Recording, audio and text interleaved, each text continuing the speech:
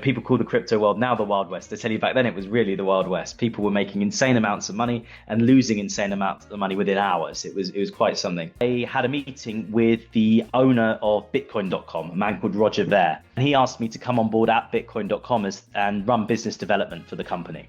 It's North Korea. You can't just say what you want. So we were given a load of pieces of paper that made no sense, that had been copied and pasted off Google to speak about. It wasn't a conference in the term of what you and I would term a conference, where you turn up, you give a speech and you're allowed to say anything you want. Absolutely not. And I get a phone call, and it's a friend of mine, and he said, Chris, you need to read this. And it's an indictment. And at the top of it, it says Virgil Griffith, indicted for violating the International Emergency Economic Powers Act, co-conspirator 1, co-conspirator 2. I just knew by the way it was written, one of those people were me. Went to the airport, checked my bags in as you do. The lady is looking at me and looking at the passport, looking at me. Eventually, this guy comes over and says, come over here. He's reading sort of some paper that he's printed out. And he goes, oh, America bad. Stay in Saudi, banned from leaving the kingdom, froze all my bank accounts. Put that lovely wanted poster up, even though they knew where I was. The thing came in my head was, got to get to Russia.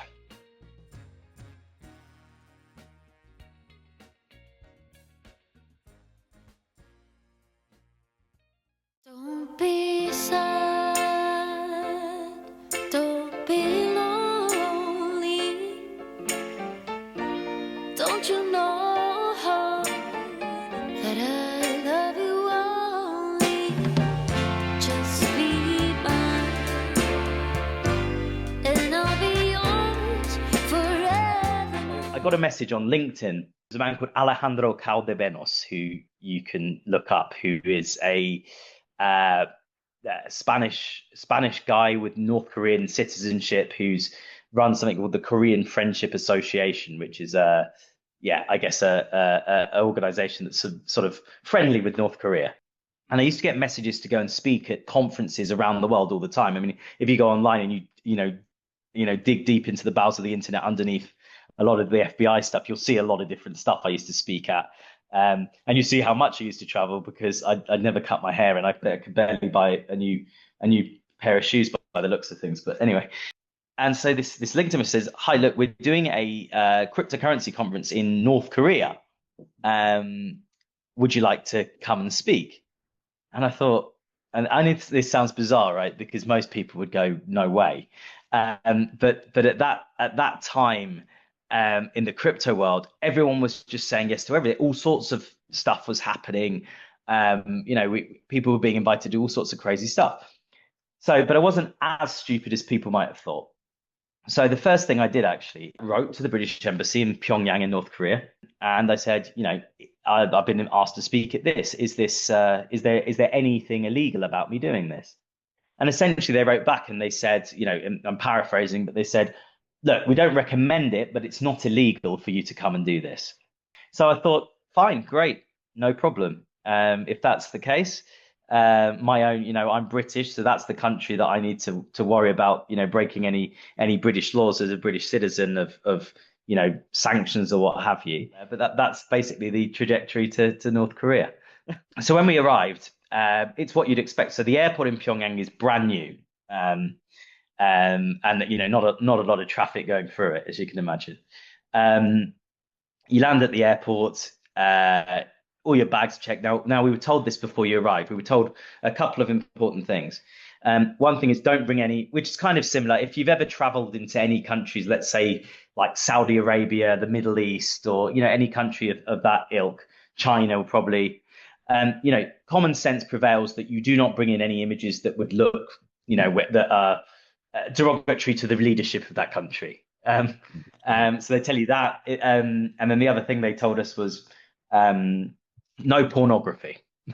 So, okay, fine. I'm what wasn't too much of a problem with me. I'm a Catholic, so that wasn't a lot of that on my phone. But we were told that anyway.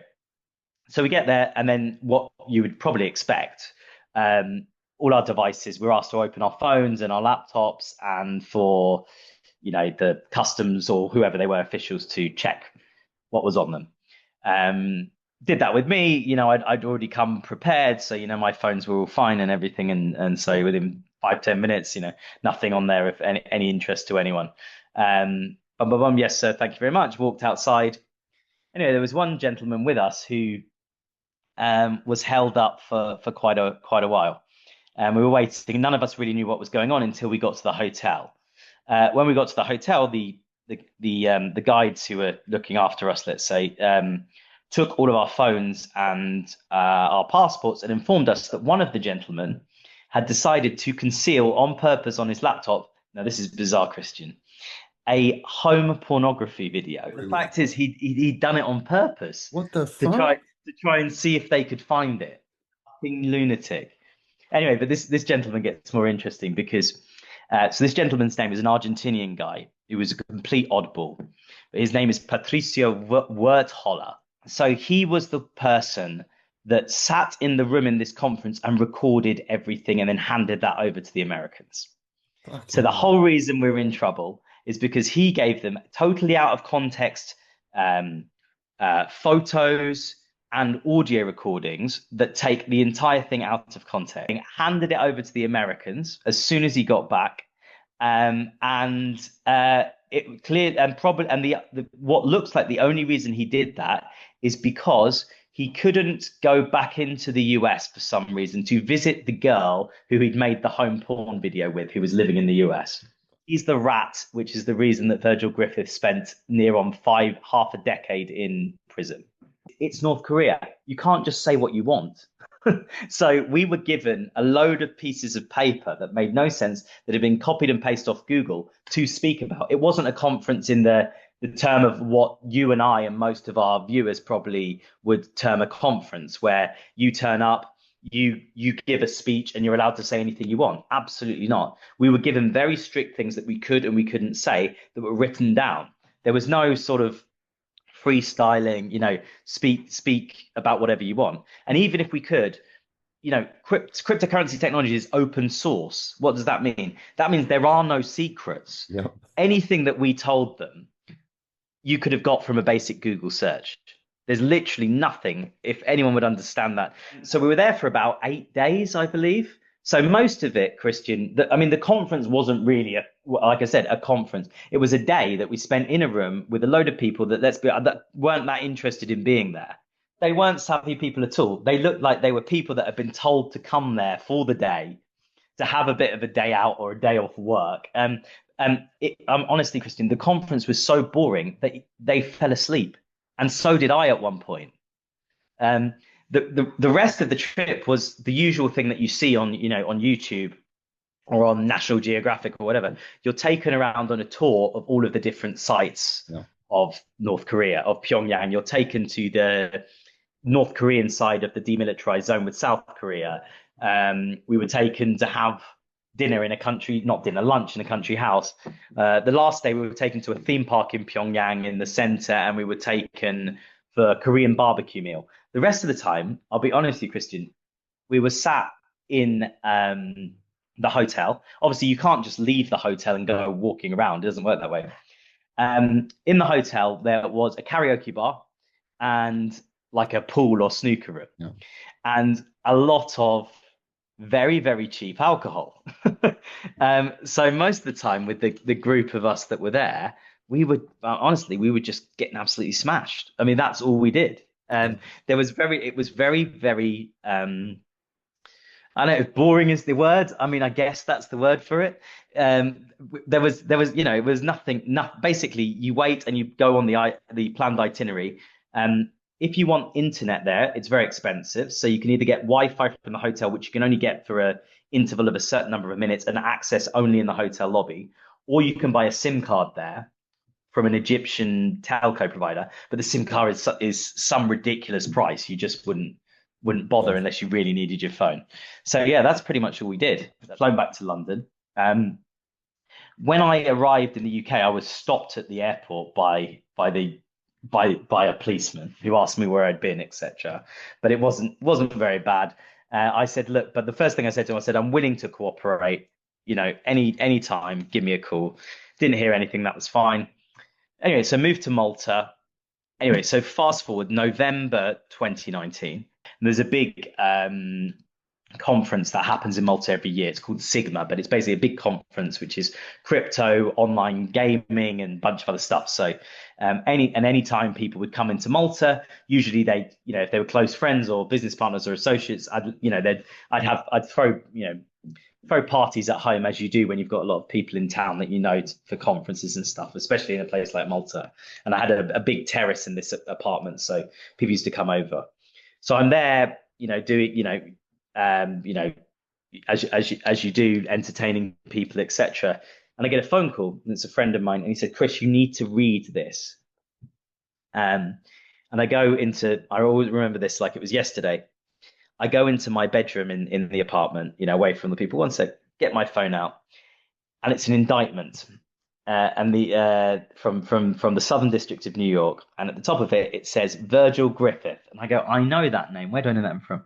Oh, he was the American lad that came with us on this trip, indicted for violating the International Emergency Economic Powers Act. I still find that hard to say, and it was even harder when I first read it. And I start reading it, and I start reading the thing, and I start reading co-conspirator one, co-conspirator two. I just knew by the way it was written, one of those people were me. So I always remember that. I think from that 5 seconds of going into my bedroom in this apartment to coming back out, my life had flipped on a dime. But I've got all these people over, so I've got to keep entertaining and da da da. And the next day, I'd actually booked a holiday to go to Bali with the girlfriend I had at the time. So basically, I'd moved from Malta. In all honesty, I can talk about it now a bit more openly. I took that holiday from Bali and I went straight to Dubai. And I didn't leave Dubai really for the next 2 or 3 years. I felt Dubai was safer than Malta for me, even though I hadn't been accused of anything formally. But I knew they were coming for me. I just didn't know when. And so I've still got this lawyer, this very expensive sanctions lawyer retained. And he's like, look, Virgil is about to go to trial. He's been incarcerated. Please, can you reach out to them again and ask them if they want to talk to me so I can just get my name off this whole thing? He goes, okay, I'll give it one more shot. So he gives it one more shot and they turn around and say, yes, we want to talk to you. So anyway, so then we do what's called a proffer agreement with them. That is the worst thing you can ever do. Never do it. I don't care what anyone tells you. It is the worst thing because they are not looking in any way, as I thought, to try and get to the truth of the matter. They are looking for a way to get you to plead guilty to something, to either grass someone else up or to make sure that they get you on something so that you can at least spend some time in jail because they don't really have a case, usually what they're going to do. So we did, and this was while I was in Dubai because it was during sort of COVID time, so they couldn't actually come and interview me anyway. We had to do it all on a Zoom call. First of all, it started as one would expect, going through what happened at the conference and etc. Okay, well, that's what I'd asked for, right? To be explained that. So that didn't. But then they were sort of like, let's talk about all of the other things that you've ever done in your life. Fast forward, you get to the end of the proffer, and then it becomes clear because they send out a deal, which is the deal you need to plead guilty to the IEPA charge. But then we want to add on top wire fraud. Fucking hell. I'm like, right, okay. Why? So you defrauded someone by saying this. But then the third caveat is, so they wanted to be to waive the right. So you can waive a right of jurisdiction in the US. So in the US, if just for people, if the court under the jurisdiction of where you're being accused says we don't want to prosecute because we don't think this is a crime, and we don't think we'll win again in court on this, so therefore we won't take this forward. You can waive and plead guilty in another court if someone wants to make a deal with you from another court to do so. So then I was like, this is a stitch up. So there you go. So the plan at the end of the proffer was that I would fly to the US and plead guilty to the IEPA charge. It was a heavy thing to think about doing, but the lawyers had said to me, look, doing this with them, they said, we highly doubt the judge will give you any jail time because you're coming and they want blood and you're giving it to them and you're a British citizen and all this. But then as soon as the deal came out, it was, oh yeah, so yeah, IEPA, we also need you to plead guilty to wire fraud. And I was like, and so at the time, a friend of mine at the time was a lawyer. I remember sitting with her in Dubai and her saying to me, Chris, I know you really well, and there's a difference between pleading to a silly sanctions charge that you can say was something silly you did when you were younger and no one will care, and pleading guilty to being a con man. You're in financial services or anything in your life. And she told me, she was, an IP lawyer. She said, if I look at any of my clients, they would never work with anyone in any that has a fraud charge against them. At that point, I just had enough that my brain had just shut off from everything. And I just thought, what will be will be, but I'm not going to go over there and plead guilty to being a con man, of which there is no evidence, and of which the court that should prosecute me for it has told them that there is no evidence and there is no case because I didn't do it. Because even in the video, there is no proof I did what they're accusing me of doing. At the same time as all this going on, you still got to get up every day and go to work, because if you don't, who's going to pay the rent? Who's going to pay the bill? You got to keep going. So I got invited to go to Saudi Arabia to speak at their big tech conference they hold there every year. But I was invited by the government of Saudi Arabia as well, which is the irony. So I fly out there. I fly first to Jeddah, where my friend lives. Go and hang out with him for 3 or 4 days. Lovely, meet his family who I'd never met before. Really nice time. And went to this tech conference, had a few meetings, went to the airport, checked my bags in as you do, walked over to the passport control, and the lady is looking at me and looking at the passport, looking at me. Eventually, this guy comes over and says, "Come over here." And so he's looking at it. He's reading sort of some paper that he's printed out, and he goes, "Oh, America bad." And I go, "Oh, here we go. I know exactly what this is." So these guys take me downstairs in Riyadh Airport, and in the basement of the airport is if you like, a police station with cells at the back of it. So I end up sitting there. So the first thing I do as soon as I'm there, I realize what's going on. Get on my phone quickly because I'm thinking they're going to confiscate this soon. I messaged, my lawyers, all my friends, someone, close enough to my mum not to tell her right away, but to tell her if they didn't hear from me again, so she didn't, panic too much. Yep. And then the other thing I did is I picked up the phone and because I could see they were about to, and I called the British Embassy and I said, "Hello." I got sort of like one of those dial tones, which means, you're being connected to a call center somewhere. Yeah. And so I get through British Embassy, lady picks up, "Hello." I said, "Look, I'm now in, Riyadh airport in the detention center. I'm about to be detained under an extradition request from the United States." And the woman said to me on the phone, she said, "Oh, well, if it's America, there's nothing we can really do. You'll probably be there by tomorrow." I said, "No." I said, "Can you please get me on the phone to someone here? Can you send someone down here right now from the embassy? I'm in the capital. I'm in Riyadh." "Oh, no, I can't help you. I'll tell you what, I'll take your number and we'll Right, okay." She said, "They don't work at the weekends. You've called the call center for whatever." Okay. Boom. Okay, these guys eventually, I have no idea what's going on because they don't really speak English. I don't speak very good Arabic. Well, none really, apart from please and thank you, maybe if I try. So they put the cuffs on me. First time in my life anyone's cuffed me, right? In my whole life. So, and they take me out the back and they put me in the cells. And I get into this, they throw me in this one room. Well, all the guys in there were Egyptians, Indians. There were no Saudi nationals in there. Okay. So all foreigners in it, but from North Africa and the Middle East. And then they sat me and they said, "Okay, this is what's going to happen to you now. This is the prisoners. They're going to take you to what's called the prosecution. You're going to be put in front of a prosecutor and he's going to ask you, do you accept extradition or reject it? You must say you reject it, because if you don't, you'll end up like our friend over there who's been sat here for 17 years. What, I mean, in this room?" He said, "Yep, in this room, waiting for his country to pick him up." And I was like, "Well, what did he do?" And they said it's equivalent of a parking ticket. Eventually cuffed, taken outside.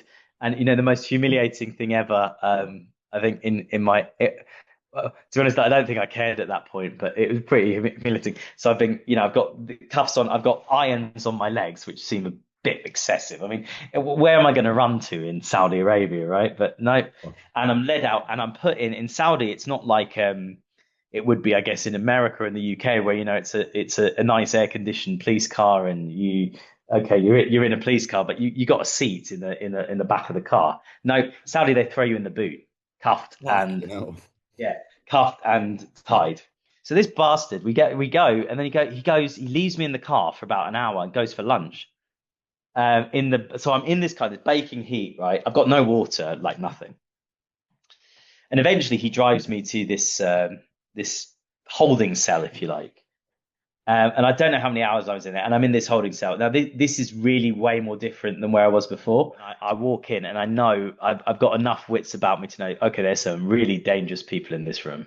So I'm like, okay, I'll just sit here on the floor and keep myself to myself, keep my head down and whatever. No water. And I must have been there for, and bear in mind, no water, no air conditioning, right? So, and outside is probably around, I don't know, 48 plus Celsius. So eventually, I don't know how many hours you know that feeling, Christian. You're in when you're there, time just disappears. You don't know how long you've been sat there. But I was definitely sat there for more than 4 hours, still cuffed, right? But they're so tight now, no water, just head down, loads of psychos doing whatever they're doing around me, and fights kicking off and whatever else. Sit down, just sit there, and get brought in front of this prosecutor.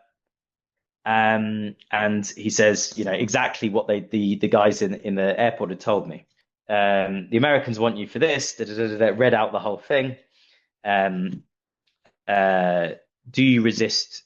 Do you accept extradition or reject it? I said, I reject the extradition. He goes, fine. He says, he said to me, just beware, you're going to be here for a very long time in Saudi Arabia.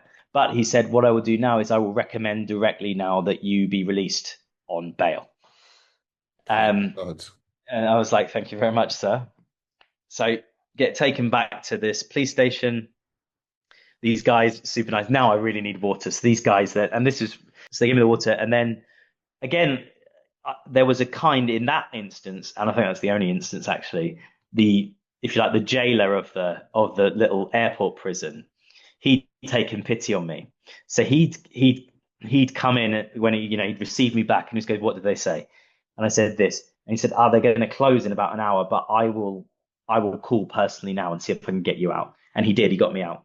The US, sort of after a week or so after they'd realized I'd been bailed, froze all my bank accounts. Put that lovely wanted poster up, even though they knew where I was. So I start thinking, right, because by the point when I made the decision to decline their deal, I was like, I'm not going to go there. I don't care how, I don't care where or what way. I am not going to sit in an American prison. And I also knew, right, Christian, as I'm sure you're aware from people you've interviewed, if you tell them to F off, they were going to throw the book at me massively. So I'm sat in Saudi and my life's miserable, Christian, because I've got no money, right? So all my money's been locked. If I'm going to try and move anything, they're going to see where something is. And I was warned about this. Don't touch any. Not that I had much, because honestly, Christian, I spent so all the money that I'd made, and I'd done quite well for the age that I was. But all of the money, people always go to me now. They go, "Oh, you must be so rich. You got all this crypto." No, I had to sell every single last Bitcoin I ever had in order to pay the legal fees, which were millions of dollars. During this time, I'm thinking, what am I going to do? So this guy I'd worked with at Wavecrest gives me at this payments company gave me a call and said, Chris, do you remember me? I said, yeah, of course I remember you. And he said, Chris, I've never told you this, but my wife is actually a very quite a famous Russian lawyer. Have you thought about going to Russia in your situation? I said that's exactly what I was thinking. And I remember that from the second that I got arrested in Saudi, the first thing that came in my head was, got to get to Russia.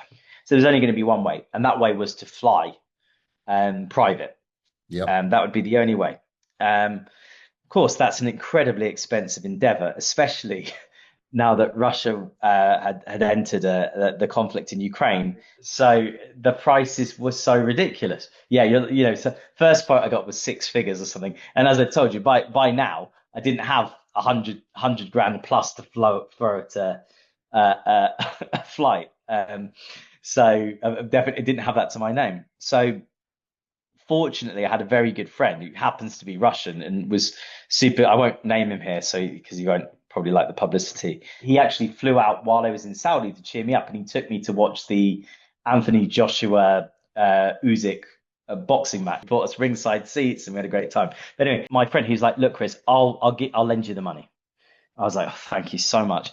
So I have to start playing these private jet brokers off, right? Because I don't have 100 grand. I can't ask a guy for 100 grand. So I start playing them off like all sorts of stories and da da da, boom, boom, boom, boom. And eventually I pushed the price down to, I think, about $60,000. I don't remember how much you paid. And then I asked him if I can borrow that. So boom, 60 grand paid. But we've still got an issue, right? Because so the plane's going to, and I'm telling you, the plane that for this price was not like so it wasn't quite a propeller thing, but basically it was a Turkish plane. It seemed better days. I think it was not straight off the line. It must have been about 30 years old. It could basically get in the air, right? So it was basically barely legal kind of thing. Anyway, so the problem was we didn't know whether so the police had said we're going to let him go, but we'd been in that situation before. So where they'd said the warrant is off. Um, so I thought, so my lawyer was like, look, we can risk this if you want. You book the plane, go there, but I've got no guarantee when you walk up to the airport immigration whether or not they're going to arrest you again. And I said, well, I can't ask for this money again. This is the last money I'm going to be able to earn here as well that I've just paid here. Um, and I said, you know what? It's in God's hands.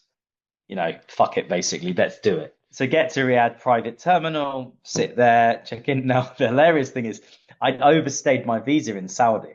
So I had to pay a fine to leave on top of that of about $5,000, $6,000. And the immigration official takes my passport and I'm like, oh no, here we go again. Um, um, couple of minutes later, he comes back, hands me my passport and says, thank you for visiting Saudi Arabia. Welcome anytime. So I get on this plane.